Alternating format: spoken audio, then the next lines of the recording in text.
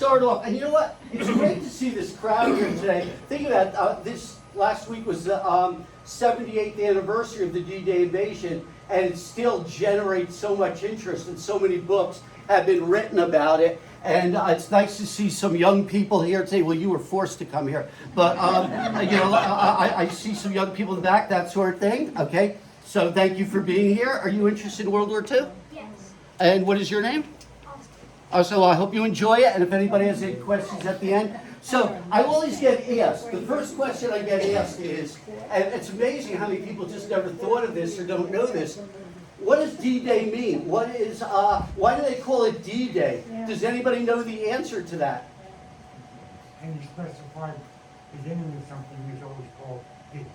Yes, sir. Very good. In military parlance, going back to World War I, so that operational orders don't get confused, D is the day, H is the hour. So really, D-Day is a redundancy. So if you're talking about D-Day invasion on what's going on June 7th, it's D-Day +1. It's before June 6th, it's D-Day -1. Okay. And Richard, thank you so much for doing this. Richard, we are set to go.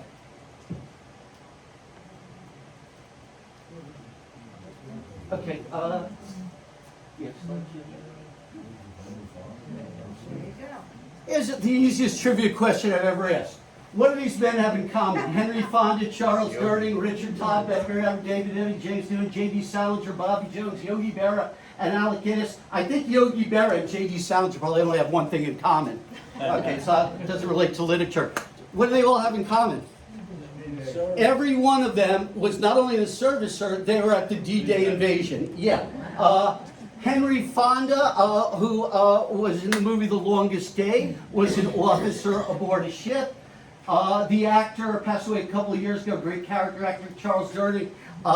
He received a silver and bronze star, and he was wounded numerous times. He landed with the first group on Utah Beach and received, I believe, 4 or 5 wounds. Richard Todd, that's not the Richard Todd who was the Jets quarterback. Okay, this is different Richard Todd. This Richard Todd was in the movie The Longest Day. He's a famous British actor, and he actually played a Major Howard, who I will be talking about shortly in this presentation.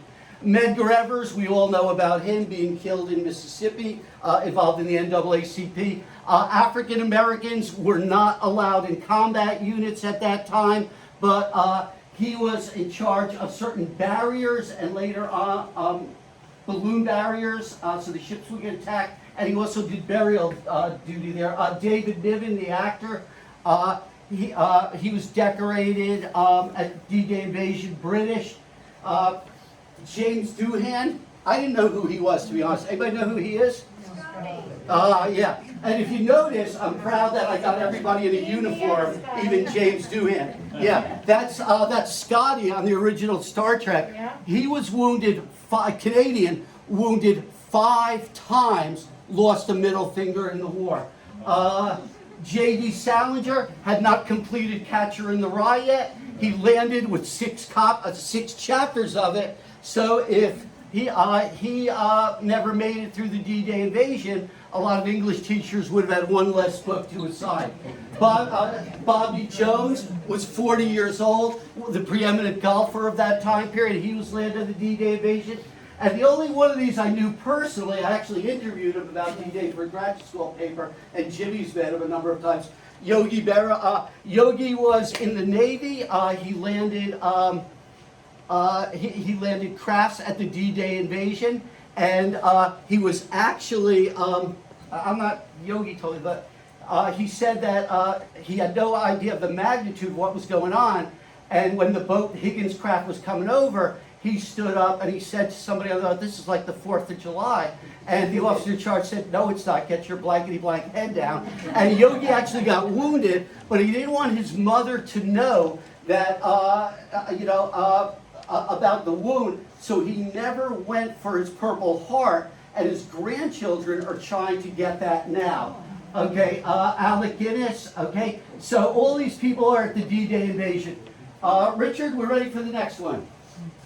Okay, the magnitude of the D-Day invasion, and I'm not going to dwell on statistics, you can look that up anywhere, but think about this, 6,930 ships, all the countries involved, there's actually others, 170 miles of railroad tracks, 124,000 hospital beds.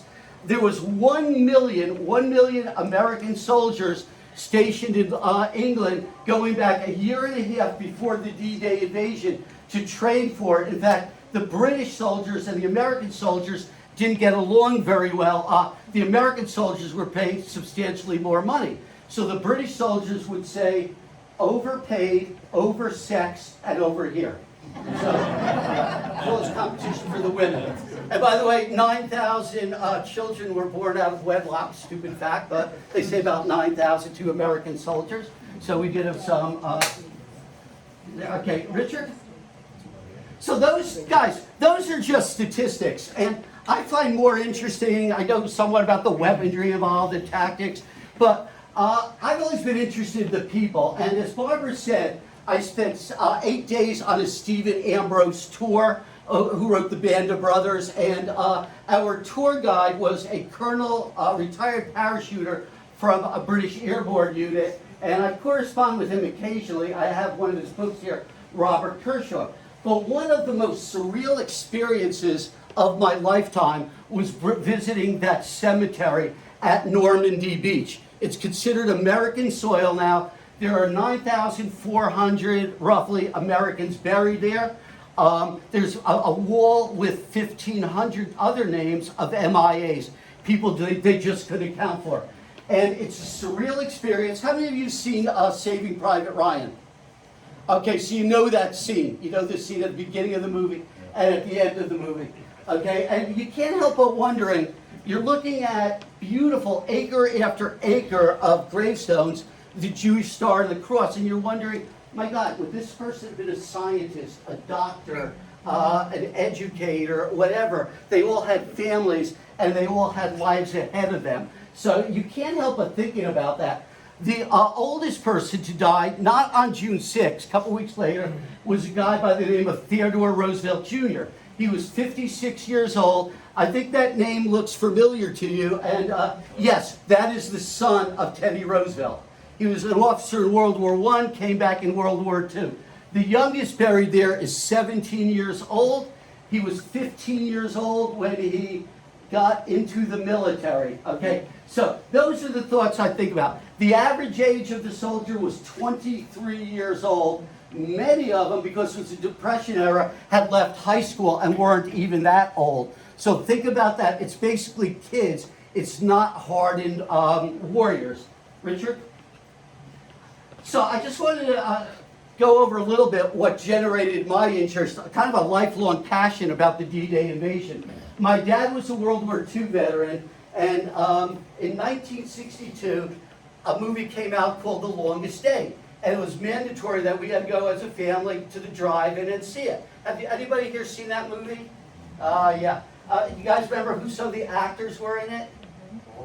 Every actor, yeah. Everybody. Yeah, John Wayne, Robert Ryan, Sean Connery, Red Buttons, Robert Mitchum, right, who we'll be talking about, Henry Fonda, even Paul Anka somehow got into the movie. Yeah. Okay, so that generated an interest, and it was a book taken from a book by Cornelius Ryan, who then was involved in the script for this movie. And the reason they call it The Longest Day is the German general who was in charge of the Atlantic fortress was, anybody know the famous German general? Rommel, General Rommel. He coined the term, we are going to stop them on the beaches with our walled fortress, Atlantic fortification fortress, and we are going to make it the longest day. And that's where that term originates from. Then you have Saving Private Ryan coming about. I'm going to talk about, there's a soldier I'm going to talk about who later becomes a medical doctor, who that first scene, that horrible scene landing on Omaha Beach, is taken from his accounts. And I actually had the pleasure, he passed away a couple of years ago, but I heard him speak at the National World War II Museum in New Orleans. Richard? Okay. So now we're fast forwarding, and the year is 1984. And I was a young teacher then, and still involved, very interested in the D-Day invasion. And I rushed home from school. I wanted to watch Tom Brokaw on the news, broadcasting live from there. And President Reagan gave a brilliant speech about the boys of Pointe du Hoc.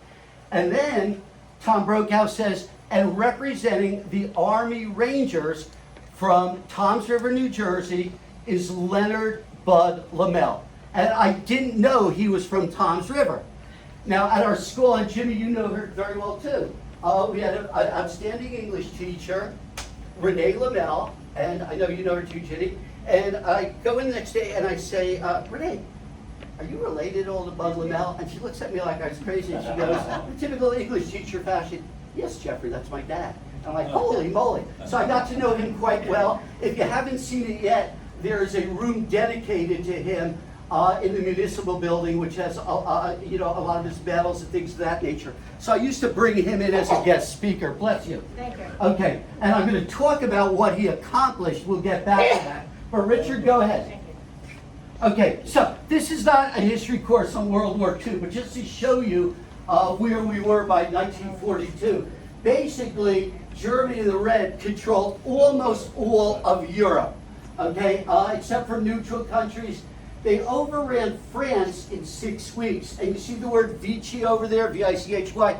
Vichy, they set up a puppet government, and they used a former World War I French hero, General Vichy, to give it some credibility. But it was really a puppet government. The only country basically standing on its own was Great Britain. And there's some great movies and books out about the role Winston Churchill played that to keep them fighting. Go ahead, Richard.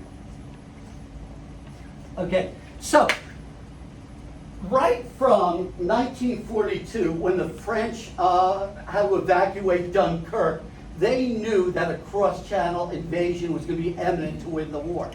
Churchill kept putting it off for a number of reasons I'm not going to get into right now.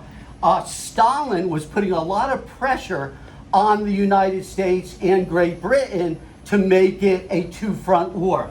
One of the biggest mistakes Hitler made strategically was he invades Russia, the Soviet Union, in June of '41. So you could put a big question mark. Things would have been very different without that taking place. So they start planning right from that time period. And what it really involved was you needed secrecy and subterfuge. Okay, secrecy and subterfuge, because think of all the people involved. So the key to its success, Eisenhower and General Marshall felt, was we have to keep these plans secret. So they used every technique imaginable. This is a book called Garbo, the Spy Who Saved D-Day. And they called him Garbo because they said he was one of the greatest actors. He went to Germany with their military for a year. He was actually from Spain. Then he became a spy for the United States. And what he was doing was he was sending misinformation to the Germans. They would go, and every German spy in London, it is believed, was captured by the British. And the British gave them two options. Either you're going to become involved in counterintelligence, we're going to flip you, or we're going to shoot you in the head. So most of them flipped, okay? But a very interesting character there. Okay, so subterfuge, they went as far as floating dead bodies in the English Channel with battle plans. The Germans would fish them out, and their false plans. Then they broke the German code at a place called Lecce. They broke their Enigma code, and we were able to see how effective we were in our subterfuge. And it worked. Okay, Richard. So even up to the D-Day invasion, that little fellow there is less than 2 feet big. His name is Rupert. To confuse the Germans, we dropped hundreds of Ruperts behind German lines in Normandy. And when Rupert would hit the ground, firecrackers would go off. So the Germans were constantly trying to track Rupert down. Another example of subterfuge. Okay, go ahead, Richard, please. Okay, So now, the original invasion was scheduled for May. They didn't have enough landing crafts. Eisenhower realized that. They put it off. They then get the men aboard ships on June 5th. But the weather was terrible. Many of the men had been on these ships in horrible weather since June 4th. So now, I always talk about this. Think of the pressure, because these are regular people that the command staff is under. We get stressed out about gas prices, which you should, etc.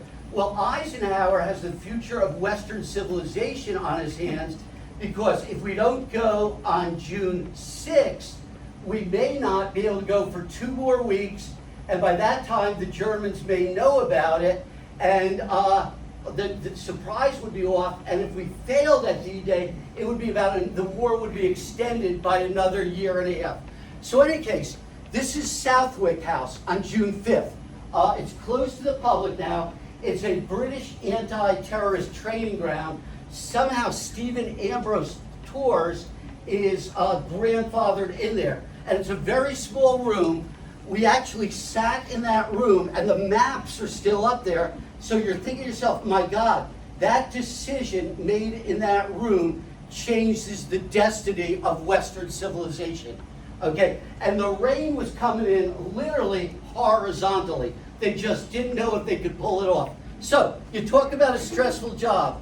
Okay, this gentleman here is the official meteorologist for the Allies. Okay, and Eisenhower calls him in, and you have Montgomery there, the Air Force people, and he says, Captain, could you give us a prediction on the weather?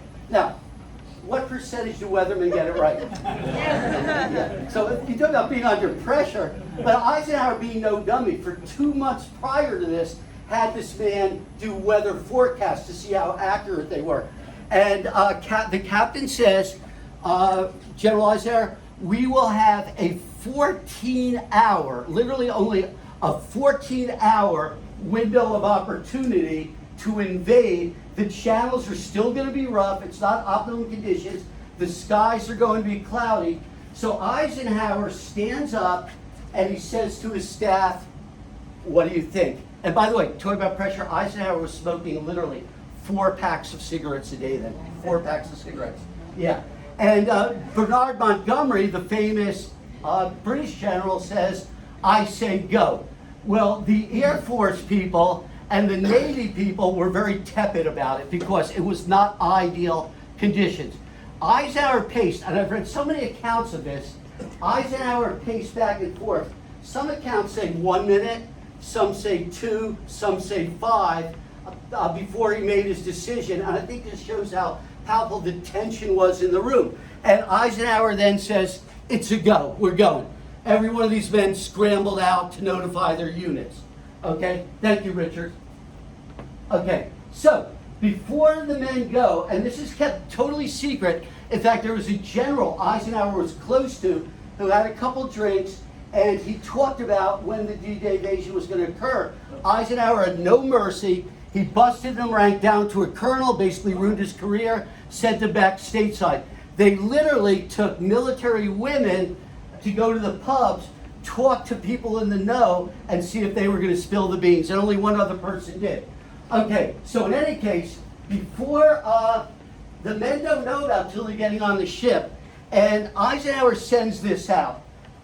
This is his official notification to the troops. They didn't know where they were going until they boarded the ships, except for the high officers. I'll just read this real quickly.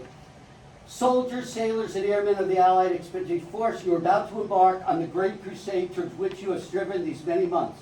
The eyes of the world are upon you. The hopes and prayers of liberty-loving people everywhere march with you. In company with our brave allies and brothers in arms on other fronts, you will bring about the destruction of the German war machine, the elimination of Nazi tyranny over the oppressed people of Europe, and security for ourselves in a free world. Your task will not be an easy one. Your enemy is well-trained, well-equipped, and battle-hardened. He will fight savagely. But this is the year 1944. Much has happened since the Nazi triumphs of 40 and 41. The United Nations have inflicted upon the Germans great defeats in open battle, man-to-man, Our air offensive has seriously reduced the strength in the air and their capacity to wage war on the ground. Our home fronts have given us an overwhelming superiority in weapons and munitions of war and placed at our disposal great resources of trained fighting men. The tide has turned. The free men of the world are marching together to victory. I have full confidence in your courage, devotion to duty, and skill in battle. We'll accept nothing less than full victory. Good luck, and let us all beseech the blessing of Almighty God upon the great and noble undertaking. This is an original. They're tough to get hold of, and you told the way it's folded. They had a machine folded 2 ways. There's a lot of copies of it I've seen on eBay that aren't good.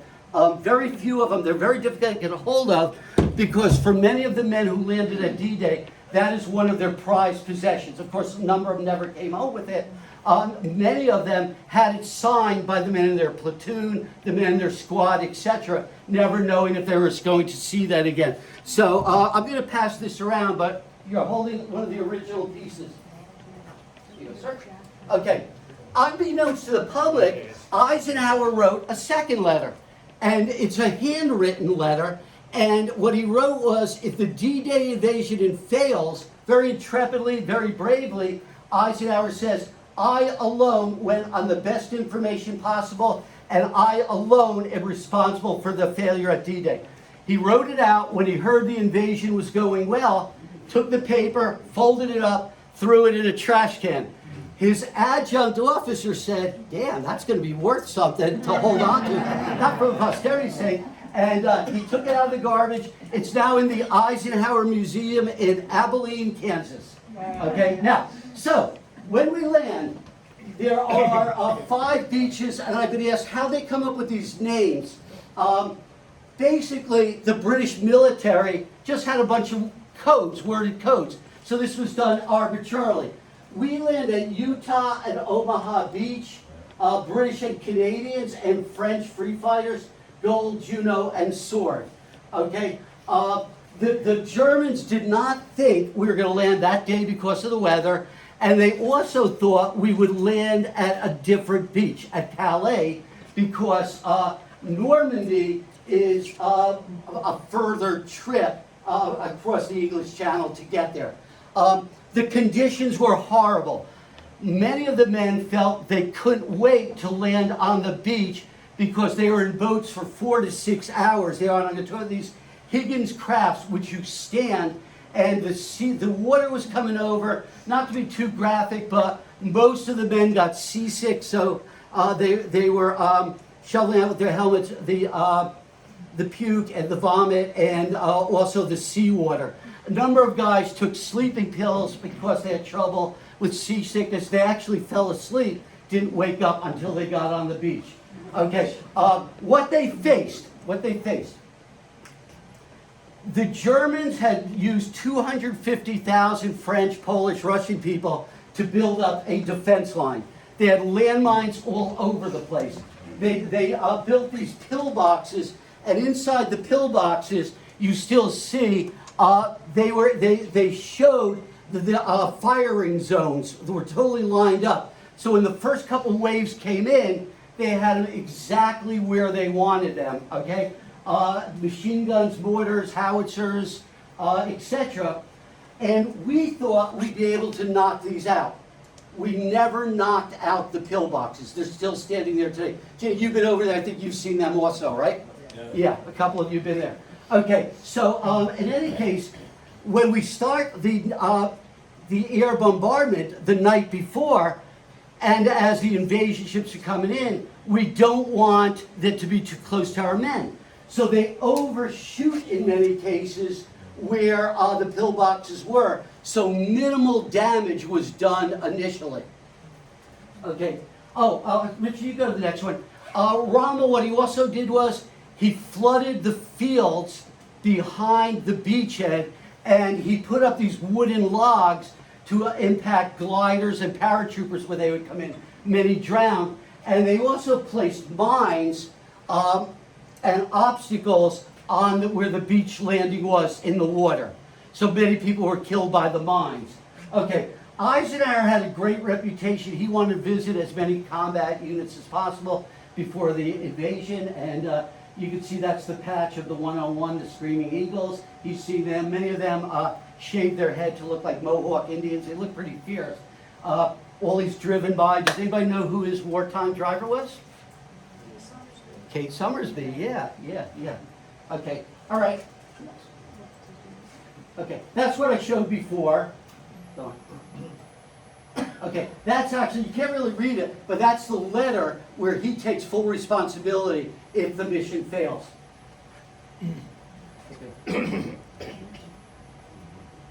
Okay, so the first troops to see combat are the 82nd Airborne Division is still active, the 101, the 101 Screaming Eagle still active, and 6th Division British.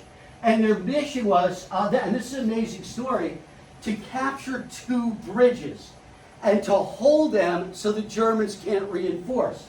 Well, that's known as the Pegasus Bridge over the Orne River.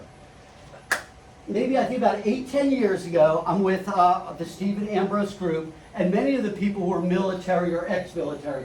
And we come to this cafe called Gondre, and I said to one of the guys, Colonel, I know that name from somewhere. Where the heck do I know that name? And he goes, I've heard it too. So we walked into the cafe, it was still open, and there was a lovely young French woman there, I'd say in her 20s, 30s, and I say, I'm sorry, I've heard the name of this. What is this? And her English wasn't that good, and I had very minimal high school French. I could just say, Oule Bibliothèque, where's the library? That's the only thing I remember. Yeah, okay. So, but she goes, come with me, and she takes us, and we go to a cemetery, and we didn't understand the communications, and what she showed us was 2 grave sites, and she goes, we finally figured out, these were the first 2 French people. Her great-great-grandparents, I believe, were the first 2 people liberated in the D-Day invasion. And the glider pilot, now a glider, they call it a flying coffin. It doesn't have a motor. It's pulled in by rope. It could land quietly. You could keep a unit intact, and you also could bring in some artillery. Landed about 50 yards from that bridge. And they show that very well if you remember the movie The Longest Day. And the man who liberated that movie was Major Howard, who was a police officer in England prior to the war. He used to go back there and visit that family every June 6th, and he would just hold court in that cafe. And then she told us another story about, I think it was her great aunt, when the British paratroopers burst into the Gondre. There's young girls there, and they didn't know what the insignias meant. All they knew growing up was the German insignias. So a British paratrooper gave them a box of candy, or Candor, which they never had before in their life. From that time on, until the British paratrooper died, every June 6th, he would send over candy, and she would send French champagne back over. Okay, so... Yeah. Go ahead. Okay, so, I mentioned you have the British paratroopers land, and then you have the 82nd and the 101. And they were scattered all over the place. In fact, one of the mistakes, people who are way more military experts than I am say, they never should have done a nighttime jump in cloudy weather. Guys drowned, units were not intact. Officers were totally separated from their men. But some of them, with the 82nd, land in a town called Saint-Mère-Église.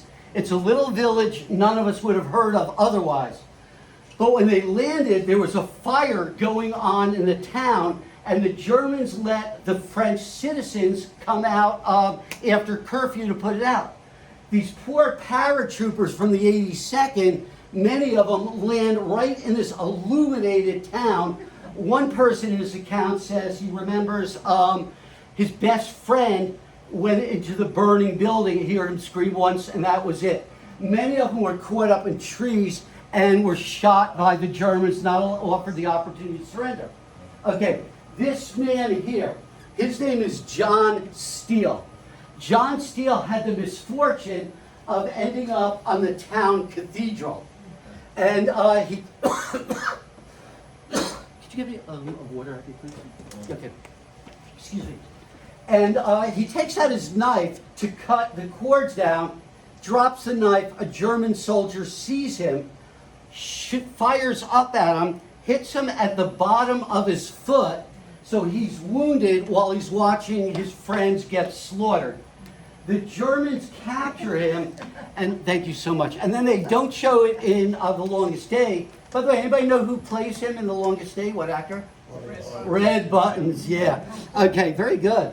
Okay, but so he escapes, but he was deaf for literally 10 days after that because he was right by the church bell. Okay, so that's St. Mary Glees. Richard? Okay, remember I mentioned Bud Lamel? Okay, so in any case, Eisenhower says Bud Lamel is one of the 2 people most responsible for the victory at Toms River. There's a picture of him in there, in fact. Overlooking Omaha and Utah Beach, they're separated by a cliff. That cliff is called Point de Hoc. Ginny, I think you were there also, right? It's 100 feet sheer cliff, straight up. And we send in Army Rangers, the best we had, trained for about 2 years for this. Their lead officer panicked the night before. He was drinking, and he said it's going to be a massacre. We're going to get slaughtered. And they had to hold him down, and they relieved him of command. And they sent in the colonel of the Rangers instead, Colonel Rader, who they didn't want him going ashore with the first wave. They thought he would be too valuable. But these guys go up this 100-foot sheer cliff. Think about this. They're having mortars fired down on them. The German grenades, because the shape of them are called potato mashers, machine guns, etc. They suffer 50% casualties. Now, if you watch the movie The Longest Day, which it seems a lot of us have, here's the one thing Cornelius Ryan got wrong. In the movie The Longest Day, Cornelius Ryan has the Rangers going to the top and saying, this was a wasted mission. There are no guns up here.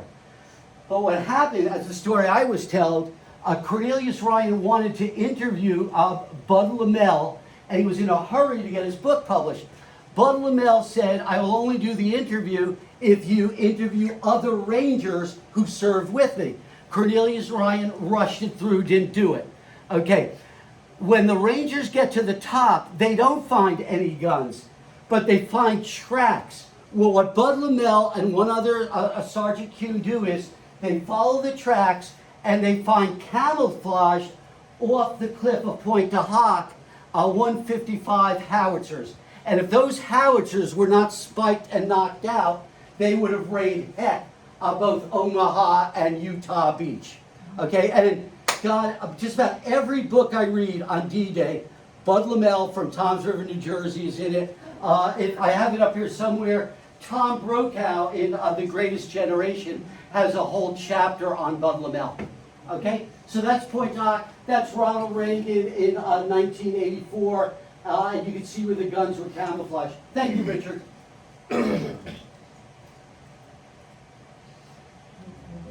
Okay. When they landed on the beach, many of the commissioned officers who were getting off the boats first were knocked out immediately, either killed or wounded. So this is, I think, and yes, there's many officers who are heroes, but this, I've always been belief of what this battle showed was the difference between a fascist country and a democracy. And the difference, I believe, is that in a fascist country, you're trained to solely obey orders and not think out of the box. When we land, 20-year-old sergeants were taking command of their platoons and trying to figure out ways to get the heck off the beach. And I know, Frank, you were an officer. I think you'd agree with me with that. You're trained a lot on problem solving and that sort of thing. And the German army was not. Okay, the pictures here, with the exception of one of them. One of them I put in here just to make sure the guys stay awake. I couldn't find a guy. Well, the guy pictures, they're all middle-aged French guys with Speedos on, so I don't want to put one of those on. Okay. These are iconic photos. You may have heard this name. They were taken by the photographer Robert Capra. Robert Capra is iconic. He goes back to the Spanish Civil War, had one of the most famous war pictures ever taken. And he was the only civilian allowed to land on Omaha Beach, or any of the beaches for that matter, and took pictures. Well, when he sends those pictures back, the person who develops the pictures was so anxious to do it, out of over 100 pictures, only a couple remain. And he overexposed them, and they actually come out rather grainy. But then he realizes the graininess of it enhances it because it shows the turbulence that's going on at that time on the beaches. Just like Saving Private Ryan was filmed with that same type camera shots. Okay, next one. Okay. The guys who landed in the initial wave at Omaha Beach, it was basically a suicide mission. There was 70% casualties, some say higher. And a casualty, by the way, in the military is killed, wounded, or missing in action.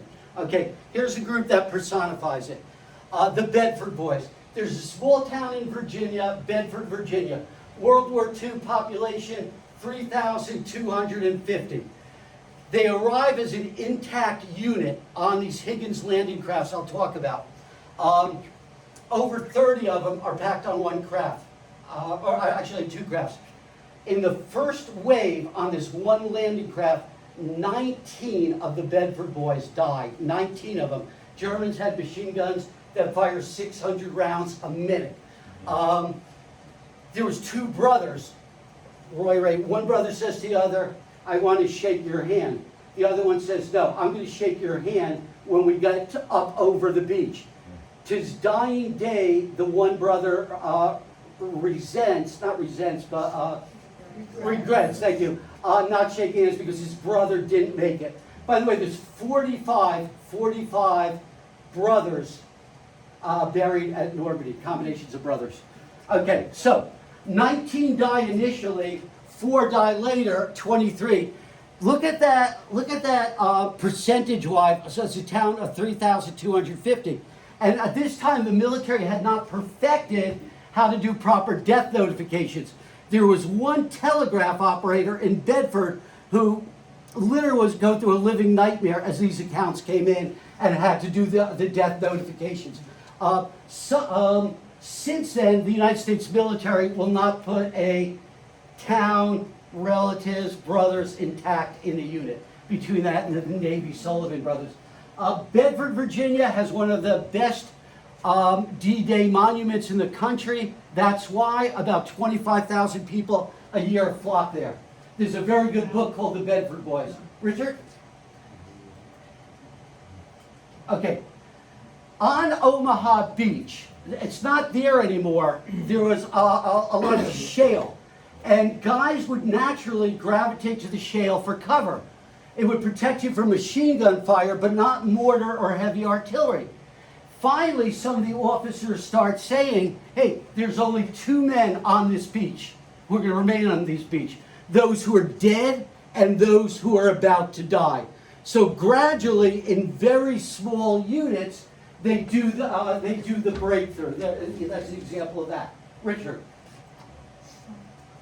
Okay, heroes of D-Day. General Dutch Codex. Does anybody know who portrayed him in The Longest Day? We've seen that picture. What's that? Robert Mitchum. And actually, a young Dutch Codex in North Dakota actually resembles him somewhat. Dutch Codex sees what's going on. Usually, the second person in charge of a division, which is about 13,000 men, doesn't land in the first wave. He does, and to show his courage, he walks around the beach twirling. All he had was a .45. And he's pretty much famous. He's the one they say, he said, hey, we got to get moving or you're going to be dead on this beach. And he leads his men through there. So that's Dutch Coda. The other one, take a look at that. Who's this guy? That's Teddy Roosevelt Jr. Teddy Roosevelt Jr. was 56 years old. He was second in charge of a division, and the division commander says to him, I'm not letting you go in, Teddy, on the first wave. Teddy goes, why? He goes, well, you have a bad heart and you have severe arthritis and you're 56 years old. Teddy goes, that's not the real reason. I know that's not the real reason you're not letting me go. And his commanding officer says, well, what's the real reason? He goes, you don't want the son of a former president to die. And Teddy Roosevelt goes, my men expect me to be there, and I'm going to be there. Next one. Okay, well, there's so much confusion. He's landing on Utah Beach, 4th Division, and the tide carries him fairly far from his landing zone. It was all designated landing zones. And he's looking at, they were trained, they knew the topography, they know the buildings, like, this doesn't look right. So his officers say, well, what do we do? And he's like, well, you know what? He's famous for saying this. Our war starts here. We are going to advance. They didn't get back on the boats. They didn't march across the beach. They went forward. He dies, I think about 6 weeks into the D-Day invasion, still in Normandy. He's buried in that cemetery, and they exhumed the body of his brother, Quentin, who was a pilot in World War I. They are buried side by side amongst the 9,400 people. You know, got there. Go ahead, Richard. Okay, that's Omar Bradley. That we talk about decisions. Omar Bradley was in charge of the beach invasions. He was very good friends with Eisenhower. When the first waves came in, the first 2 waves, they weren't advancing at all, and it created a juggernaut. They couldn't bring artillery onto the beaches. And he was literally had to make the decision, do we pull our troops out? Do we pull them out and land them at another beach? But he stayed with it. He had confidence in it. The guy to the right, that is a Lord Lovett, but that's not actually Lord Lovett. That is Peter Lawford, who did a great job playing him in The Longest Day. Lord Lovett is beloved by his men, would not wear a helmet, and would not wear army green. Okay, he goes in with that white sweater, and he had a bagpipe player alongside him. And he goes to the bagpipe player. This is a true story. I think the guy's name is Milner. I'd like you to play some marching songs. They're Scottish. So Milner goes, sir. And he said this sarcastically, do you actually want me to march up and down the beach while I do that? And Lord Lovett goes, that's not a bad idea. Why don't you do that? So they advance, and they are the first unit to break through the lines, and they hook up with Major Howard on the Pegasus Bridge. In his accounts, that's a drunken French mayor who brought him out champagne while they were advancing. Okay, next one. Okay, remember I said I give so much credit to the non-commissioned officers and, as Stephen Ambrose calls it, a civilian army. So after we break through the beachheads, we encounter something that neither British intelligence or American intelligence prepared for. And that would be, to the right, those hedgerows. And I'm thinking, what's the big deal about that? You can't go through a hedgerow. Well, they go back to Roman times. In France, it's called bocage. And they were built to keep cow pastures intact. They didn't have fencing. And what happened was, our intelligence blew it on that. We didn't realize some of these were 30, 40 feet high. What the Germans would do, and this is depicted very well in Saving Private Ryan, they would line up machine guns in between the lined up hedgerows. So an American from New Jersey comes up with this idea, and they start attaching plows and farm implements to the tanks to finally break through the hedgerows. Okay, American initiative.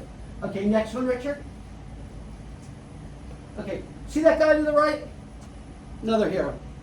Does he look like an Army Ranger to you guys? Not like that. No. Well, his name is Father Lacey. And a lot of chaplains were heroes. And Father Lacey wanted to go in with the Army Rangers. He felt the Rangers needed God at their side. So he goes to the commander of the Rangers and says, I want to be an Army Ranger.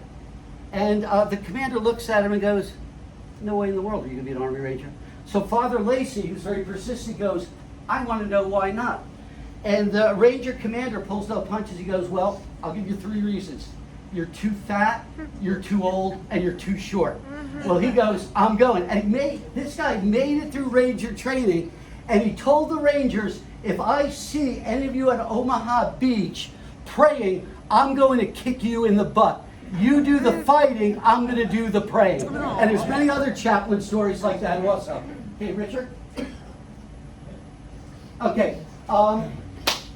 So anytime I do a presentation on this, I truly, each June I do 2 or 3 of them, I truly think of the heroism of the veterans who went through this and survived it, and those who didn't come back. And I'll remember as long as I live, when I was at Omaha Beach, I walked out from one of the German pillboxes to the beach, and I was with a couple of retired Army officers, and we looked back, and all 3 of us simultaneously said, I wonder if I could do this, if I could have done what these men did.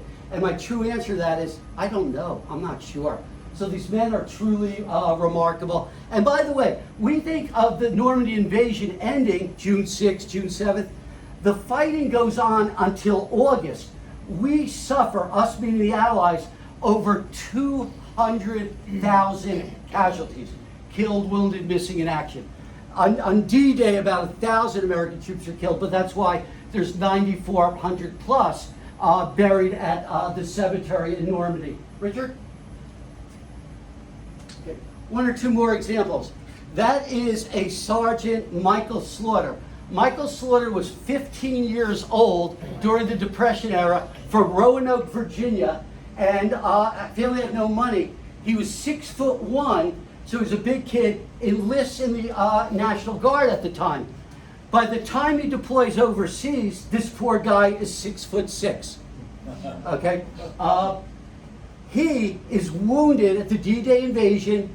He's 18 years old, never had to go back, goes to a hospital in London, and goes back, and it says, I want to fight with my men. At 23, he was a staff sergeant. Talk about the greatest generation, comes back to civilian life, becomes a newspaper publisher in Virginia, and he's the one who felt the Bedford boys deserved a monument, and he started the genesis of raising the funds for it. So that is a Sergeant Slaughter. Next one. Okay. That's him too. You can see he's a rather large fellow. Okay. So the fighting goes on. Oh, I wanted to mention one other person who I actually had the pleasure of hearing speak. And there's a book up here by him, Howard Bumgarden. Howard Bumgarden was from New York, Jewish, and even though every man in his platoon advised him not to, he painted the Star of David on the back of his uniform, which would have been a death sentence. He was wounded 5 times. He had the rifle shot in his hand, would not be evacuated from the beach until the men were cleared from it. Even after being wounded, kept going back into the bloody crimson water, pulling out other men. That scene that Steven Spielberg puts in Saving Private Ryan, the initial horrible 20-minute scene, it's based on his account. War ends, he becomes a science teacher down in Florida, goes to medical school, speaks constantly at events and reunion. On his gravestone, it says 4 letters. It's an acronym, TAPS, because that's what he wanted it to be remembered for. Teacher, author, a professor, and soldier. Okay? So the fighting goes on. Now remember, the invasion is June 6th. The fighting goes on until through August, and it's not till August 25th that Paris is liberated. And by the way, as arrogant as Charles de Gaulle was, if you know anything about Charles de Gaulle, Eisenhower insisted that the French be the first to liberate Paris. They go in first. Okay, Richard? Okay, so to sum it up, I know this is esoteric, but to me, it's not only a military victory, it's a victory of democracy over Nazism and fascism. That the citizen soldier triumphs over a brutal, highly trained army. Now, I spent 8 days there, and it was 24/7 D-Day. You didn't get a break. Even on the bus, one night would be the longest day. Dinners, we had guest speakers. So my point is, I can't tell all the stories in 1 hour. So you guys have been a great audience, and I'll be honest, I don't know all the answers. I'll be the first to admit that. But if anybody has any questions, we'll try to answer them. Does anybody have any questions at all?